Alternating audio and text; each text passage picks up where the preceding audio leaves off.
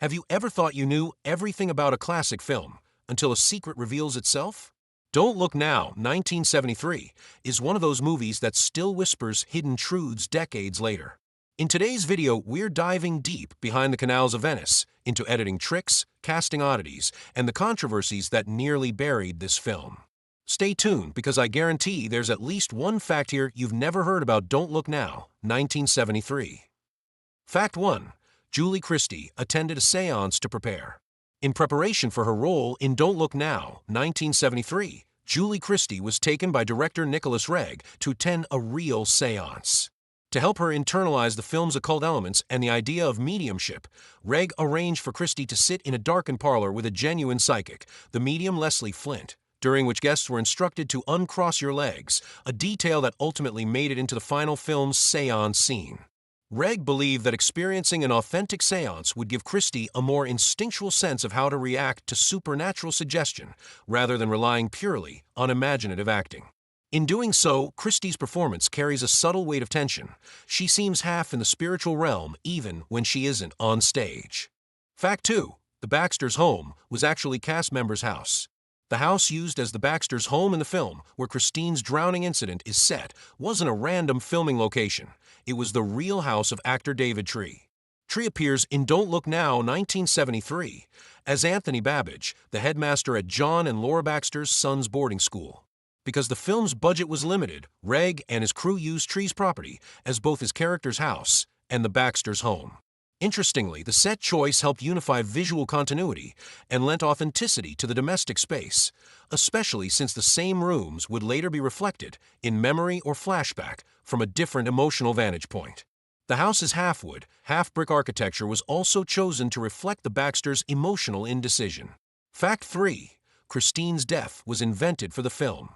In Daphne du Maurier's original short story, on which Don't Look Now, 1973, is based, Christine does not die by drowning. Instead, she succumbs to meningitis. Reg and his co-writers decided to transform that cause of death into a drowning to heighten visual symbolism and thematic resonance. Water, reflections, and submerged imagery become motifs throughout the film, and the drowning gives a visceral visual anchor. Because Venice, canals, water, and reflections are central to the film's aesthetic and supernatural layering, that change amplifies everything from motif to mood. This small but powerful deviation is one of the reasons Don't Look Now, 1973, feels so cinematic. The film doesn't just adapt du Maurier, it transforms her story into a visual meditation on loss, perception, and death. Fact 4. The infamous sex scene was shot first, when the leads had just met. One of the most famous and controversial scenes in Don't Look Now, 1973, the sex scene between Donald Sutherland and Julie Christie, was actually the first scene the two actors shot together. On the very first day they met, after torrential rain had delayed outdoor filming, Reg asked them to shoot the intimate scene. The psychological pressure was immense. Christie, unaccustomed to that level of exposure, worked with a reduced crew and limited lighting to reduce discomfort. The scene is edited in a fragmented way, intercut with post-coital dressing, to both heighten emotional tension and help navigate censorship concerns. It's no wonder rumors persisted for decades that the sex had been real. The rawness, trust, and visual boldness continue to spark debate even today. Fact 5. 9 frames were cut to avoid an X rating. The explicitness of the sex scene generated considerable trouble with film censors, particularly in the US. To avoid receiving an X rating, Nicholas Reg agreed to remove 9 frames from the US version, trimming just enough for the censors to permit an R classification. Meanwhile, in the UK the scene remained intact and uncut, earning the film an X rating in its original territory. In Ireland, the censors took further action. They removed the sex sequence entirely. The negotiation over just a few frames underscores how thin the line was between bold art and banned content in early 1970s cinema, and how Don't Look Now, 1973, tested that boundary deliberately. Fact 6. The red coat that became a symbol. The small red coat worn by the mysterious figure in Don't Look Now, 1973, UK/Italy, has become one of the most haunting visual motifs in cinema history. Director Nicholas Reg deliberately chose the color red to symbolize danger, loss, and the lingering trauma of the couple's drowned daughter. Throughout the film, red appears subtly in the background, in stained glass, clothing, and lighting, reinforcing the idea that grief follows the protagonists everywhere. Interestingly, the production team used multiple versions of the coat, each with different textures and materials, to achieve the eerie shimmer under Venice's dim lights. Critics have often compared the red coat to a visual ghost, echoing the psychological horror within the story. This single costume choice has since inspired countless tributes and homages in later thrillers, including works by filmmakers like Guillermo del Toro and Ari Aster. Fact 7. The Real Venice, A City of Ghosts. Unlike many productions that rely on studio sets, Don't Look Now, 1973, UK/Italy was filmed almost entirely on location in Venice. Nicholas Reg refused to use artificial lighting or sets, preferring to capture the authentic, decaying beauty of the real city. This choice gave the film its haunting atmosphere: narrow alleys, misty canals, and damp stone walls that seem alive with secrets. The crew worked under unpredictable conditions, dealing with constant fog, tides, and echoes that made every shot feel unsettling. Locals even reported strange coincidences during filming, like hearing unexplained footsteps or seeing red reflections at night. Many film historians believe Venice itself acts as a character in the story, a labyrinth of sorrow reflecting the couple's emotional disorientation. Fact 8. The editing that plays with time. The editing style of Don't Look Now, 1973, UK/Italy, is revolutionary. Nicholas Reg used cross-cutting to blend past, present, and future, blurring reality and memory in ways rarely seen before. The film's famous opening sequence intercuts the drowning of the child with her parents' reactions, visually linking tragedy and intuition. Reg once said he wanted the audience to feel the characters' psychic visions, not just witness them. This approach influenced generations of filmmakers, from Christopher Nolan to Lars von Trier. Each cut is emotionally charged, creating a puzzle-like structure that reflects grief's confusion. Even the ending, shocking and inevitable, was foreshadowed through these fragmented glimpses, making rewatching the film a completely new experience every time. Fact 9. The Psychic Sisters were inspired by real mediums. The two elderly psychic sisters in Don't Look Now, 1973, UK/Italy, were not just fictional creations. Nicholas Reg based them partly on real-life mediums he had met in London during the 1960s. Actress Hilary Mason, who played Heather, studied spiritualism extensively before filming, even attending seances to observe how genuine psychics behaved. The eerie authenticity of their performances made many viewers wonder if they were truly channeling something supernatural. During shooting, cast members reported strange occurrences, whispers on set, objects moving slightly, and a persistent coldness in scenes featuring the sisters. Whether coincidence or something beyond, their presence deepened the film's unsettling blend of the real and the paranormal. Fact 10. The ambiguous ending that shocked audiences. The ending of Don't Look Now, 1973, UK/Italy, remains one of cinema's most shocking twists. After following mysterious visions of a small figure in a red coat, Donald Sutherland's character confronts what he believes is his daughter's spirit, only to discover a murderous dwarf. Nicholas Reg intentionally left many questions unanswered. Was it fate, madness, or supernatural intervention?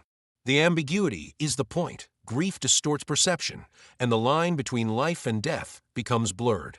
When the film premiered, many audiences were stunned into silence, while critics call the ending both horrifying and poetic. It transformed the movie from a psychological drama into an unforgettable tragedy that still fuels debate today. Fact 11. Donald Sutherland's unsettling commitment. Donald Sutherland's performance in Don't Look Now, 1973, UK/Italy, is often praised for its raw emotional depth, but few know how deeply he immersed himself into the role. Sutherland reportedly avoided socializing during the shoot, choosing instead to wander Venice's foggy streets alone, trying to feel the same isolation and grief his character endured. He also refused to use a double for the drowning scene flashbacks, wanting to personally experience the terror of the water. His dedication left him emotionally drained, and he later confessed that filming certain scenes, especially those involving visions of his daughter, left him shaken for days. This intense commitment helped produce one of the most haunting performances of his career, blurring the line between acting and lived emotion. Fact 12. Julie Christie's reaction was genuine. Julie Christie, who played Laura Baxter, gave one of her most emotionally devastating performances in Don't Look Now, 1973, UK/Italy. During filming, Nicholas Reg often withheld key details from her to capture authentic reactions. In one notable scene, when Laura is told of her husband's supposed death, Reg didn't allow Christie to rehearse. The camera rolled on her first, instinctive response. The trembling shock and silent horror were completely real. Christie later admitted that the psychological weight of the story stayed with her long after filming ended, saying it felt like grieving for someone who never existed. This spontaneous realism became a hallmark of the movie's unsettling authenticity. Fact 13. The sound design creates hidden tension. Beyond its visuals, Don't Look Now, 1973, UK/Italy uses sound in deeply psychological ways. Composer Pino Donaggio crafted a score blending melancholic piano with eerie silence, allowing quiet moments to amplify dread. Reg also incorporated natural sounds, dripping water, echoing footsteps, distant bells, to make Venice feel alive, almost whispering secrets. In several sequences, the sound subtly foreshadows danger, faint splashes hint at tragedy, and echoes mirror the characters' fractured minds. Sound engineers layered tracks to disorient the audience, creating an almost subconscious unease. This innovative soundscape transformed the film into an immersive sensory experience that filmmakers still study today. Fact 14. Critics didn't understand it at first. When Don't Look Now, 1973, UK/Italy was first released, many critics were confused. Some dismissed it as overly ambiguous or emotionally manipulative, unsure how to interpret its surreal editing and symbolism. But over time, the film's reputation transformed. Scholars began to recognize its psychological depth, and it is now hailed as a masterpiece of visual storytelling. In 2022, Sight and Sound ranked it among the greatest films ever made. Its initial misunderstanding highlights how Don't Look Now was ahead of its time, a meditation on grief and perception that only revealed its genius through reflection and rewatching. Fact 15. A legacy that shaped modern horror. Don't Look Now, 1973, UK/Italy is now considered a foundational influence on psychological horror. Directors like Ari Aster, Hereditary, Robert Eggers, The Lighthouse, and Guillermo del Toro have cited it as inspiration for its emotional terror and symbolic imagery. Its blend of grief, suspense, and surrealism reshaped how filmmakers approach fear, focusing less on monsters and more on the horrors of the human mind. Many later films borrow its use of color symbolism, ambiguous endings, and tragic inevitability. Half a century later, its haunting echoes continue to ripple through modern cinema, reminding us that the scariest ghosts are often our memories. In the decade since its release, Don't Look Now, 1973, UK/Italy has transformed from a misunderstood psychological thriller into one of the most haunting masterpieces in cinema history. Its chilling atmosphere, emotional performances, and layered symbolism continue to inspire filmmakers and fascinate audiences around the world. Every red reflection, every eerie whisper, and every fragment of memory draws us deeper into its tragic spell, blurring the lines between grief, love, and fate. But what do you think? Was the ending a vision, a warning, or a cruel twist of destiny? Share your thoughts in the comments below. We'd love to hear your interpretation. If you enjoyed uncovering these hidden secrets behind Don't Look Now, 1973, UK/Italy, don't forget to like, share, and subscribe for more untold stories from the world of cinema.